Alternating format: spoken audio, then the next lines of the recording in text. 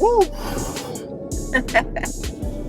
When I was making my plans for the future for myself and Tyler together, my 1 year, my 3 year, 5 year, 10 year plan, I told her that when we start having kids, I don't see us working corporate jobs, period.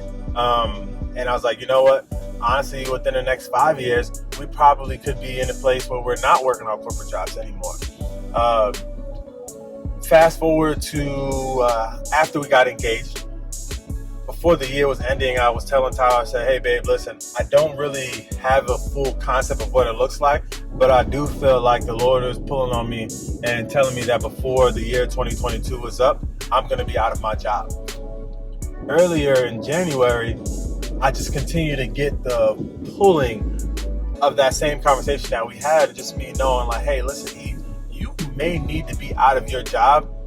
You may need to leave your job to allow what God is doing in your life to actually prosper, because right now you're holding yourself up. It took some time for me to get used to the church, and in the time of me getting used to the church, I just began to get more and more, involved into the church. I said, Lord, I want to be around for these events. I want to be available for these events, right? And I was getting in my soul, in my spirit, God telling me, stay close to me. I'm going to stay close to you. Got a prophetic word later on that month, basically confirming that. Anywho, I said, Tyler, there are so many things that are happening within the church. I don't know how I can be available. I don't know how I can be accessible or accountable to be a part of this, to have my hand in this with the restraints that I have from my job. Now, I was working from home. And while working from home, it allowed me to do a couple things here and there that didn't take up too much time. I was kind of just venting to her, telling her how this job is now. It was a blessing at one point, but that blessing is dried up. And that went right along with the word that we were getting in our church, basically how something that you thought was a blessing or something that was meant for a blessing in one season is not always going to remain that blessing and is going to dry up. Tyler and I spoke. Prior to us speaking, I was praying and I was fasting, just kind of seeking the Lord on this topic before I spoke to her about it, because this was massive. I said, Tyler, what do you think about, what are your thoughts on me leaving my job? This is 2 months before we were supposed to be getting married? 2 months? About 3. 3 months? Okay. Yeah, about 3 months. 3 months before we were supposed to be getting married, we have a conversation about me just leaving my job. The reason this is so impactful and important, everything has to make sense to me. Everything had to always have a plan for me. Before I met her, while I met her, even to this day, I still try to plan as much as I can out. What I've obviously identified is you cannot put God in a box. You cannot try to outline how he's going to move in your life. Only he can do that, right? So I was saying, Tyler, listen, this makes no sense. We're about to get married. We still got things that we got to pay off. We're living in 2 different apartments, paying rent on our own. This makes no sense at all. I was making good money, and we spoke. I told Tyler, hey, babe, what do you think about me leaving my job? Go for it. That was all. Literally, that was all. If you feel like this is what God is telling you to do, go for it. Obey God.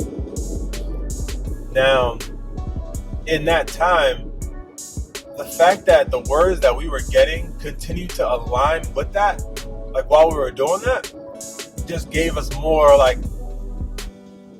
motivation and more of a drive, more of a push to commit to it. Then I get a message 1 week.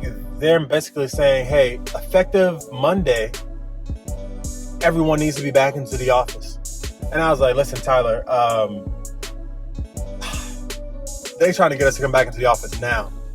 What I need to do, what I'm supposed to be doing for God, I can't do that if I'm physically in an office. So she said, what you gonna do? for me, this was Step out on me. this was a massive leap of faith.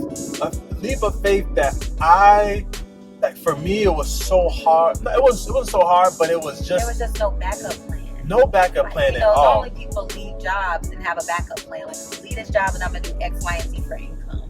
This was like, God is telling me what to do, but he tells me what to do after that. So the thing that was like, it was tough because we didn't have any money saved up. We had a lot of things that needed to be paid out. And I could not give any justification to anybody as far as why I was doing this other than this is all God. Now, family, friends, everybody around me, yes, everyone believes in God.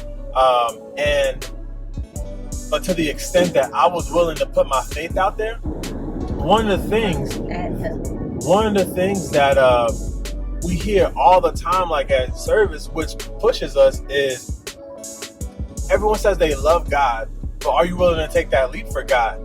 Everyone says that God is my source. Shout out to Lamont for the shirt. Everyone says that God is my source, but is he truly your source when he tells you to leave that job?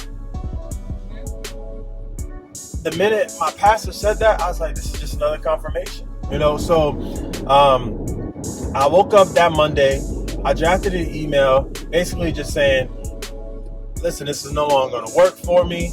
I didn't really need to go into detail. Like, I did not owe anybody an explanation. God knew what was going on. And I had spoke to my pastor, basically asking him prior to me leaving. I said, hey, this is what's going on. What do you think? And he said, well, maybe you should go ahead and just pray on it. And then I told him, I said, is there any point in praying over something when you feel like you've received the confirmation over and over and over again? And then he does this thing where he kind of gives you a look where he's like, well, looks like you already know what you need to do. So after I left my job, I went to him and I told him, I said, hey, listen, I just need you to know that I am available 100% for whatever the church needs. When people ask me what I do, like I work for the church. Like, I'm a man of God. Whatever the church needs, if I am able to, I will make it happen. If I'm in town, I'm going to make it happen. If I'm tired, I'm going to make it happen. If we've had times when we were going on date nights, or we would have plans to do something for the church comes up. Hey babe, we got to reschedule this. Is it easy? No, but God's graced us for it. Yes. The capacity with which I serve, God has graced her to be able to not get fed up with it and not add stress onto it. So God has graced her to not stress me out about the positions that I'm in. God has provided for us before. He's providing for us now, and he will continue to provide for us. Wherever this is supposed to be going, however this is supposed to be happening, however it's supposed to be moving, we have no idea. But we know that this is what we're supposed to be doing right now. Our friends, families, when they hear this, to them, they're probably like, bro, what? Yeah, like, what's y'all's plan? What's the backup plan? Like, what is he gonna do for work and all this stuff? But the crazy thing is like, yes, no, he's not working right now. There's not a consistent income, but our bills are paid. We live in two separate places. Those apartments are not cheap, but they get paid every single month. Our bills are paid every month on time. God is providing for us, and so that just is like another testimony to trusting in God. And that's what really continues to fuel me and to fuel him, because God is continuing to be our provider. He's literally showing us that our jobs are not our source, that he is our source, and that he's taking care of us no matter what. And so it's really growing us in faith. It's really teaching us how to trust God and not trusting us to make it happen or trusting man to make it happen, but we're really trusting God. And we've seen great things happen. Our wedding was paid for. Our bills are paid for. Just all these things that we were dependent on, his income to help with.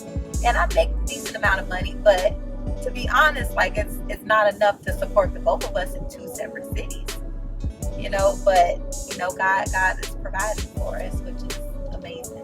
Right now, what we're doing is a blessing. how we're surviving, that's a blessing. The story that we're able to have, that's a blessing.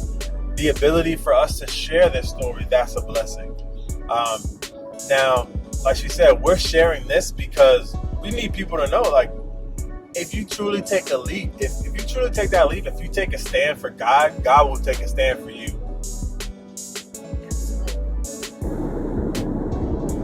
I am completely, utterly just in the position of joy knowing that everything that happens now is not my responsibility. It's God's responsibility. He's going to take care of me.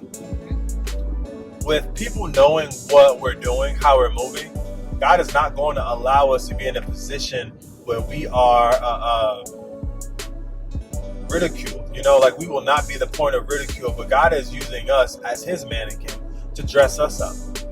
So that was another word that we were getting just weeks before we were getting married.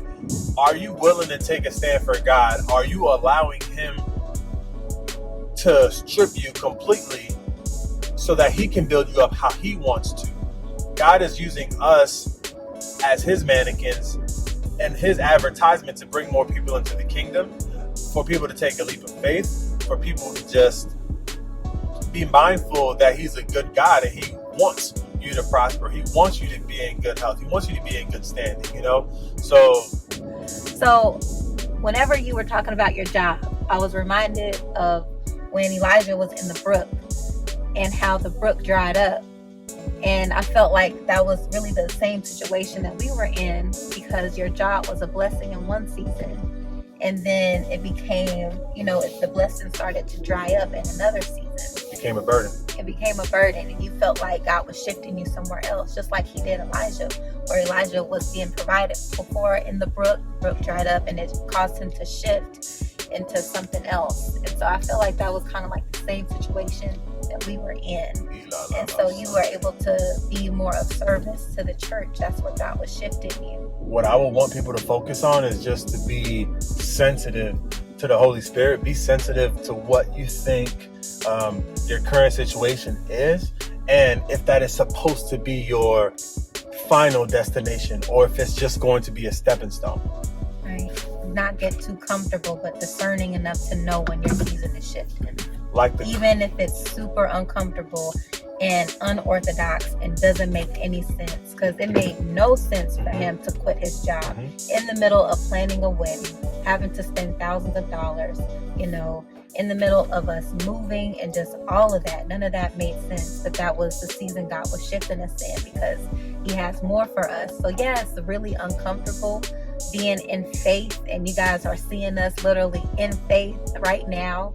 Like, we haven't seen the fruit of our leap of faith yet. Like, it's still in the making. But just to know that it's coming, that season is coming, and we're about to walk into a lot of prosperity because of our obedience. That's what's really pushing us to keep going forward. And so we want to encourage you guys that if you guys are in that season, and if you feel like God is shifting you like he shifted Elijah, then I say go ahead and take that leap of faith. Whatever it is that God is telling you to do, obey. Delayed obedience is disobedience. That's what our pastor always says.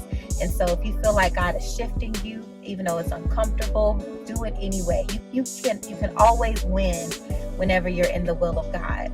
But you know for sure that you're going to fail whenever you try to do things your own way in your own timing. So trust in God in this season.